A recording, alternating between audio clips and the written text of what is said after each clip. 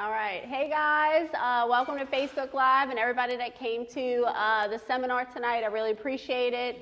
I know this is 7:30 on a Friday, so we're going to make this as informative as possible. So tonight's seminar is boosting your metabolism, working smarter, not harder. I've been working at Cross Gates for about 10 years and seen people work out all the time, hours in the gym, heavily restricting their calories and not really getting the results that they're looking for. So tonight is really about making sure that where is your calories coming from, in and out, and how to fix those metabolism problems that are caused from severe undereating and over-exercising, okay? So the very first slide is calories in, calories out. This is the energy balance equation. Hi guys, come on in. This is mainly what we have learned loses weight. So if you eat more than you move, you gain weight. If you eat less, move more, you lose weight. And if it's equal, then it's equal. Is it really that simple? I have people all the time that, you know, I'm eating 1,200, which y'all know I hate that number. I'm eating 1,200 calories. I'm working 2 hours, working out 2 hours a day, and I'm not losing weight. So yes, this is right. If you talked about physics, this is completely accurate. So you need to take in, move more to lose weight, but it is not that simple. And we're going to go over tonight hormones, you know, and go a little more scientific on why this isn't always the case. Okay? All right, Tay. All right, so there is 4 different types of energy expenditure that equals total daily energy expenditure. So your TDEE is how many calories you burn a day.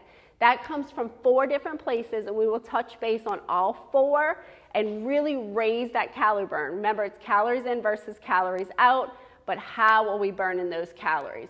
So the very first one is our EAT, and that is called our exercise activity thermogenesis. So no brainer, right? This is what you get burned when you're working out, okay? The next one is your thermal effect on food, your TEF. So what does that mean? And we'll go a little more into detail about it, but you actually burn calories while you eat.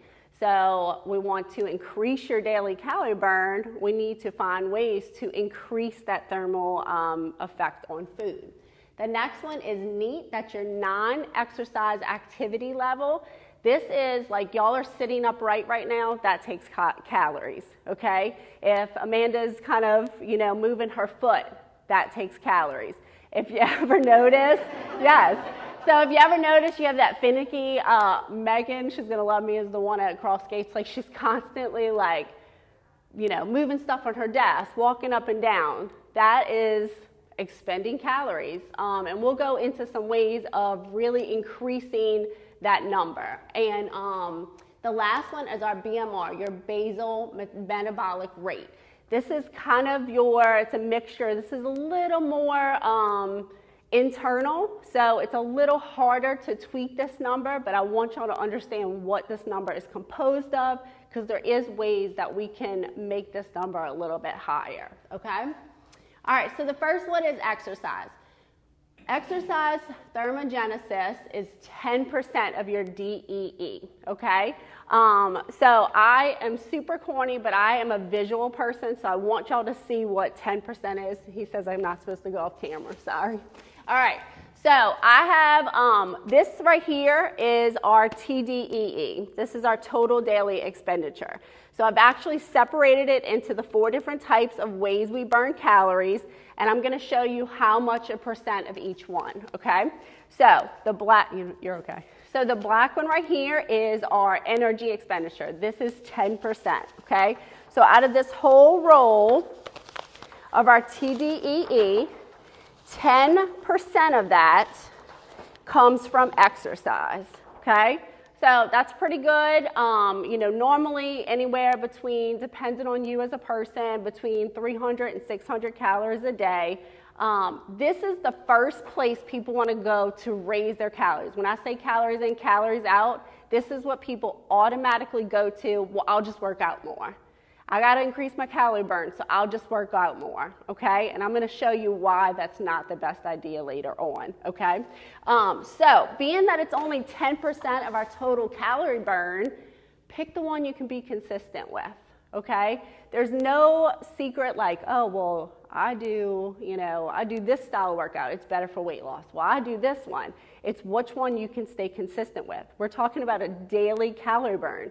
So find something you want to do daily, okay? If it's something you dread, it's going to end up being 3 times a week, maybe 2 times a week, maybe 1 time a week, and then you don't earn any of that. Does that make sense? So find something you enjoy. Find something that you want to stay consistent with. It's consistency over time. So don't stress over, oh, I hate walking on the treadmill, but I really want to lose weight, so I'll go do it, okay? Because that's not going to work out for you in the end. All right, the next one is your thermal effect on food. This one's yours, Rick, okay? So thermal effect on food is also 10%. So the calories you burn just from eating is equal to your calorie burn per day, okay? So the blue right here is our 10%. I know this is silly, but I really need y'all to see this visual, okay? Can y'all tell I'm a preschool teacher in my before life? Okay, so it's equal, all right? So your hour in the gym literally equals the calories you burn eating, okay? So how can we increase that number? Well, you have 3 macronutrients. You have protein burns 30%. So if you have 100 calories in, say, chicken, 30 calories of that goes to digesting the chicken, all right? So this one made me laugh because it did make me think of you. Here comes the meat sweats, okay? You ever had like a lot of protein and then all of a sudden you feel like it's a workout? This is why. It is actually increasing your metabolism. You are burning calories digesting protein, okay? So 30%. An average serving of protein has about 250 calories, so that's about 75% of those calories you're using to digest it, okay? Carbohydrates is 10%, fat is 3%. This is why everybody's telling you 30% of your calories should come from protein. This is why. You're boosting your internal thermostat metabolism just by eating protein. 30% of your daily calories should come from that, okay? And I'm all about questions, so if y'all want to have any questions, please let me know and stop me, okay? Another way to increase your thermogenics, to increase that thermal effect on food, is eating whole foods, okay? I do think a lot of people that go like vegetarian, vegan, if you ever notice, like really thin, they're eating raw, whole foods, okay? So their body is literally having to digest and break down that whole food, increasing their metabolism, all right? So you always want to pick foods that are at its closest natural state. A lot of processed food, pre-digested food, it's done the work for you. So you really, you get nutrients from it, but you don't get any thermal effect from it. Does that make sense? Okay. Our next form of calorie burn is our non-exercise activity thermogenesis. This is 20%, okay? So your movement outside of the gym, your movement cleaning up around the house, playing with the kids, taking the last parking spot, taking the stairs instead of the elevator, equals to double what your exercise calories are, okay? So if we were going to make something work for us, are we going to spend an extra 30 minutes in the gym away from our family, or are we going to bring our families into it, bring our lifestyle into it, and increase our calorie burn with our non-exercise calories? Set your timer to, if you work at a desk, set your timer every, 5 minutes at the top of every hour. Walk around the building, stretching, things like that. This is something that we do have control over, okay? So our exercise we have control over. We can make better food choices and have control over that. This is a super easy, setting a step goal, starting a step challenge at work, Don't put it on your dog and run around and be like, I beat you. No, so I've seen that happen, believe it or not. But look at the percentage. 20% comes from just moving more. I've also seen a lot of people spend hours in the gym and they go home and crash. And then their activity level for the rest of the day is non-existent, and they're missing out on all of that 20%. This is double what exercise is. So find creative ways to up that movement, waking up a little bit earlier and going for a walk, or an afternoon walk after dinner and just walk around the block. Like I said, sitting up straight, you know, any movement takes calories, okay? Now, this is the big one, okay? So this is your basal metabolic rate. This is 60% of your total daily burn. So we're talking about calories in and calories out. Your calories out, hey girl, is 60% basal metabolic rate. So this one's gonna take a while, so I'm gonna get started, okay? 60%. So the factors that are included in your BMR is genetics. You know, that's not really something we can control, but there are people out there that just have a faster metabolism, right? Then we have our size. So 1 pound of muscle burns 10 calories, 1 pound of fat burns 3.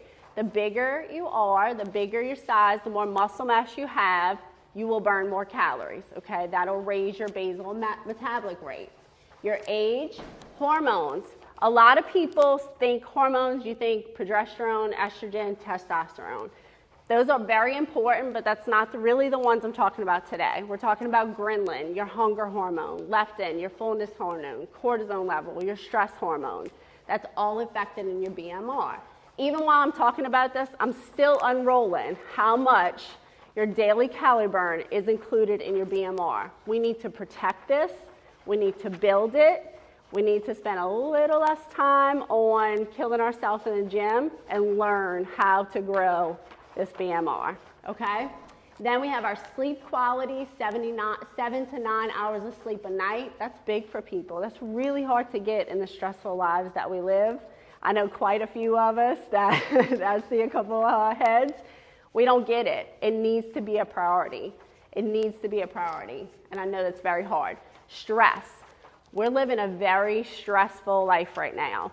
And then stress can mean a lot of things. So you have a quick stress is something like something happened and I'm dealing with it in that moment. And then we have chronic stress. The problem is that our bodies, our genetics are really old, so we don't know where that stress is coming from. My body only knows that it's under chronic stress. It really doesn't know why it's under stress. I mean, you're talking about we're in the time where I could be being chased by a dinosaur, you know? So we need to control that stress. Stress can be good, but not for prolonged periods of time, okay? So stress and recovery, still unrolling. Did y'all see how quick that exercise was a percentage of your daily burn? Okay, so that's why I'm corny and using the visual. Still unrolling, okay? So where should we focus our energy comes when we're building our metabolism? Our BMR, all right? So next one, Tay. All right, so calorie deficiency and finding a balance. And I'm still going, okay? So our goal should be to eat as much as possible and still lose weight, okay? So yes, a calorie deficiency will cause weight loss. We really only want that to be about 300 to 500 deficiency, and I'll explain why, okay? So we want to eat as much as possible. That's what's going to keep our BMR going and still lose weight. So obviously, if we hit a plateau, we want to fix that and give it a little more, but you want to eat as much as possible. That's what's going to keep our metabolism going. So over here, we have our typical weight loss diet. We decrease calories and we increase activity.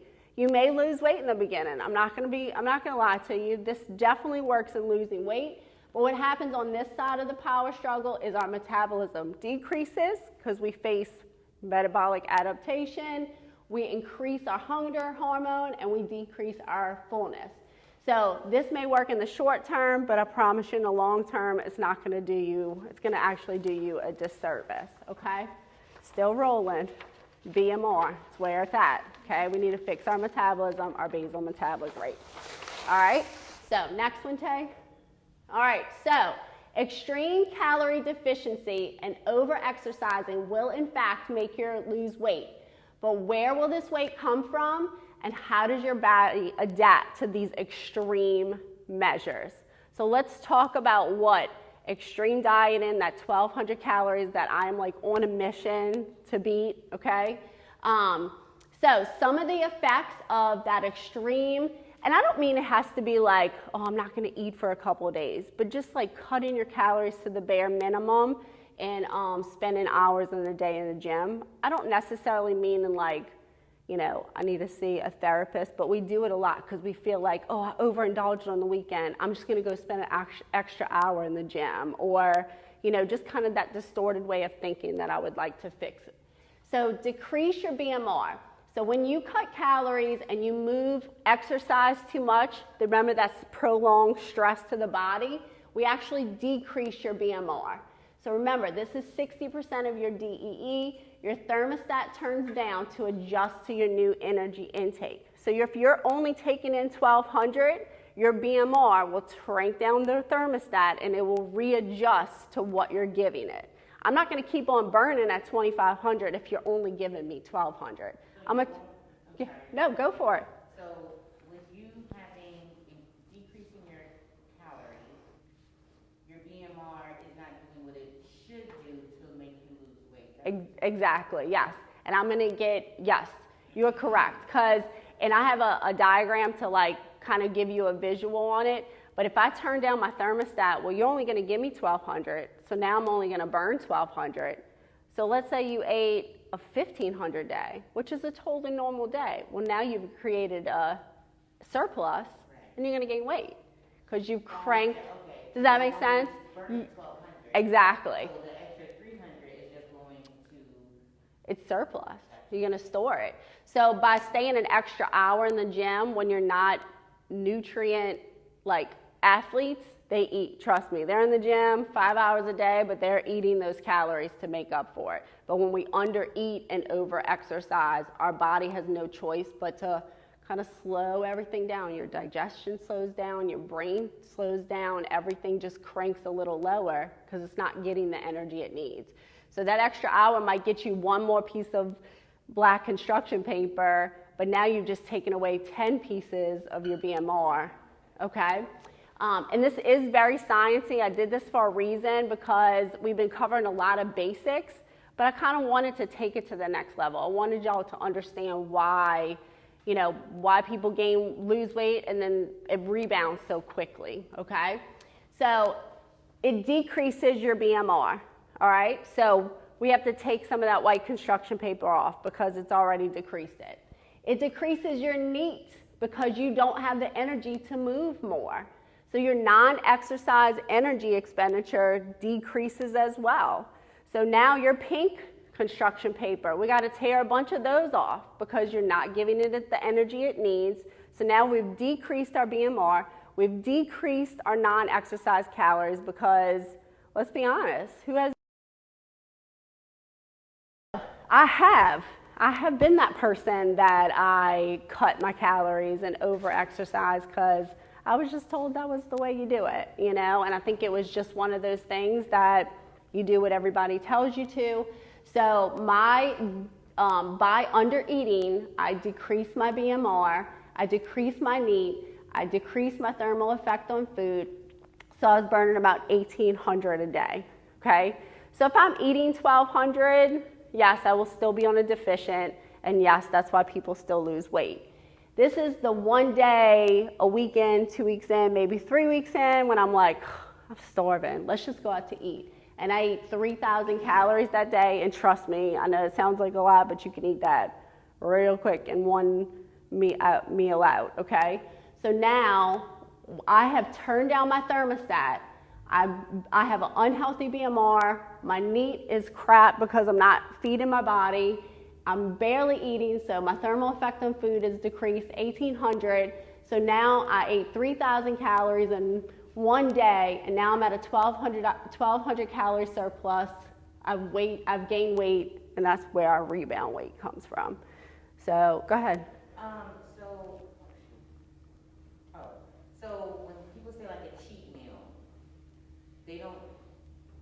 does this mess up just for one meal? Right. So I don't love, and I think that's a great question. I don't really love cheat meal because me and Amanda had a great conversation earlier about like good food and bad food. You know, if you want to go out and enjoy yourself, like, I don't even like the word cheat, like go out and enjoy yourself, you know. This is consistency over time. If you were eating 1,200 calories for 3 or 4 weeks, a month, 2 months, 3 months, and you went overindulge, yes. But if you were eating, say, 15 or 16, and you went out and had 3,000, that one meal is not going to wreck your progress. Just get right back on. This is only with a compromised BMR from long periods of undereating. So if you've been eating 2,000 every day, and then for 6 months, and then on one day in the 7th month you eat this, you're fine. You're fine. But if you're kind of doing, yeah, girl, because like we got 2 weeks for 2,000, and the next week you're doing 3,000. right. Because you have a healthy, if you're eating 2,000 calories or whatever your 500 deficient is, you got a ripping BMR. Like I could eat a large pizza tonight and be fine tomorrow because I have maintained my metabolism, because I've created a healthy environment for my body. My hormones are stable.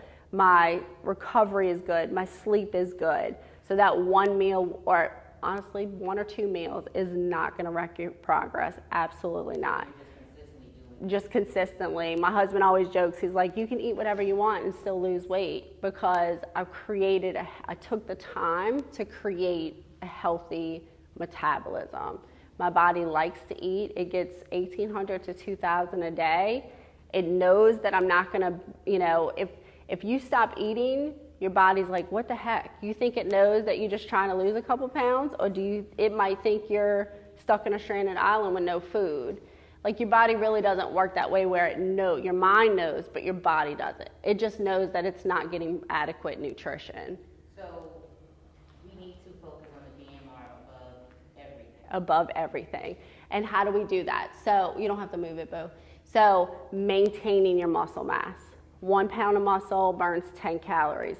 So eating the adequate calories that we're teaching you, it maintains your muscle mass, because that muscle mass, while you're sleeping, while you're taking a nap, while you're doing all the things, it's just ripping. It's just burning, okay? Adequate sleep, balancing your hormones is huge. So when you're constantly getting adequate nutrition, nutrients, calories, your hormones are happy. So when you're actually hungry, ghrelin goes in. When you eat, leptin comes in and tells you you're full. So your body's just working at optimal level, and that's why that 60%, if you miss the gym one day, it's okay, you know? If you, we're just creating, it's not really a 24-hour thing, because our body doesn't run like a clock, like, oh, it's midnight, let's tally it up. It's consistency over time. So it likes waking up at the same time, going to bed at the same time, getting the same amount of calories. So it's just creating that healthy environment, okay? And 1,200 needs to be thrown out the window. That's like my mission in life, is to get people off of what a toddler should be eating, you know? How do you figure out your BMR? That's a popular question. That's a little harder, so that's why I didn't put it in the slide, because it is like, I don't know your history. Have you had problems with, you know, strict dieting before? Generally speaking, your BMR is your body weight times like 12 to 14, depending on what job you have. Like, you know, Rick has a very active job, so I would do more like 14 or 16. If you had a desk job, I would do more like 12. And then you go 500 less than that. And that's like our general rule of thumb I'm throwing out there. But of course, like if you ever on the side, like, hey, I think I do have a compromised immune system. Metabolism. I've seen some as low as like 1,000 when it should be 1,600. And in that case, you might have to reverse diet. Like I wouldn't jump straight up to 2,000, that's for sure. But if you're used to eating 1,000 calories a day, and it's more common than we would like to think, then I would start you at like 1,300. And then a month later, maybe add 100 more, and we actually reverse diet to create that healthy metabolism, and then we create a deficiency. And that probably 60% of my clients, I'm reverse dieting, and it's very scary when you're used to eating 1,000, 1,200 calories a day, you know? All right, Tay? So influencer traps, okay? So we have a lot of people like, oh, my friend Becky says she drinks, you know, cayenne pepper in her lemon and burns lots of, like, I've heard it all, okay?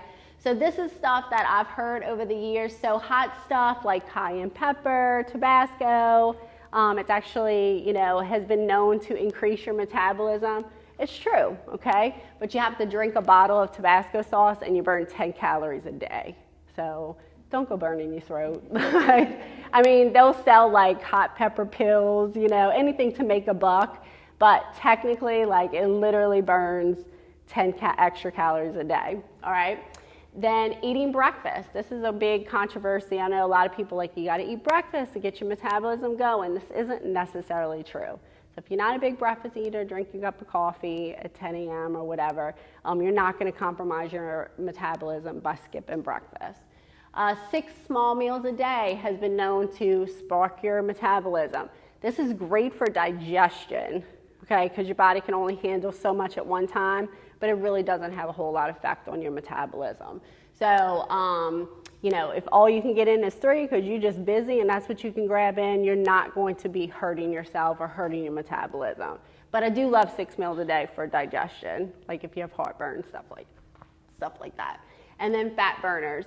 It does have a thermogenic effect, but fat burning is just going to come from that calories in, calories out, is going to lose fat. So don't feel like you need to go buying all these things. Just protect your BMR, increase your NEAT, choose whole foods and protein, you know, us meat eaters, to increase your thermal effect on food. And do y'all have any questions for me? I know there was a lot of like sciencey stuff, so throw it at me if you want. Anything? No? Yeah. Yeah, go ahead. Yeah. So he wants to know what is too much carbs. One of the slides you said was percentage carbs, protein, carbs, and fat. Anything above 10% carbs. So 10%. Yeah, 10% is what your body burns digesting it. So if you ate 100 calories of carbs, 10 calories would go to digestion. But when it comes to actual macros on eating, there's my non-negotiables is 30% protein, and calories are kind of like individual basis, which I can totally give him his. Carbs and fat are on a swing basis. So I want you to track 2 things: how many calories you're eating, how much protein. The other ones is taste preferences only, okay? So if you like fattier, like I talk about healthy fats, but like I don't want spray Pam, I want olive oil. So I swing more to the healthier fat because I don't really crave like the bread and pasta and stuff like that. But protein and calories is your utility bills. That's your water you gotta pay, the electricity bill, that's the stuff you have to track. The other ones are going to swing one way or the other. One day it might be more, one day it might be the other. That's like further down the road when you really need to dial it in. But in the very beginning, that is the only 2 things that I make clients track, is your calorie burn and your protein. So Like 30%.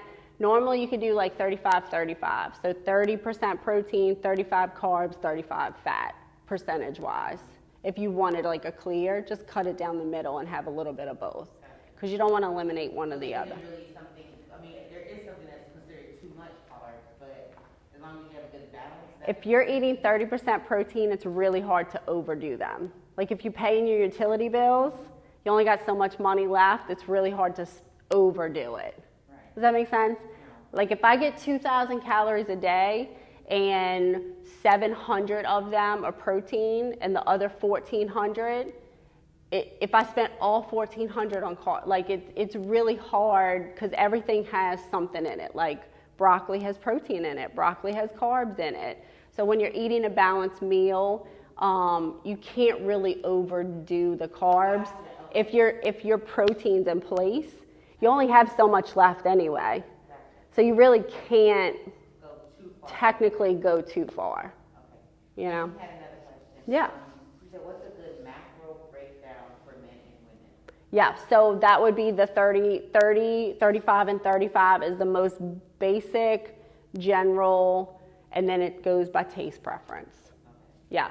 And if he wants more specific, just let me know. Because if it depends on, that depends on what job you have, your yeah.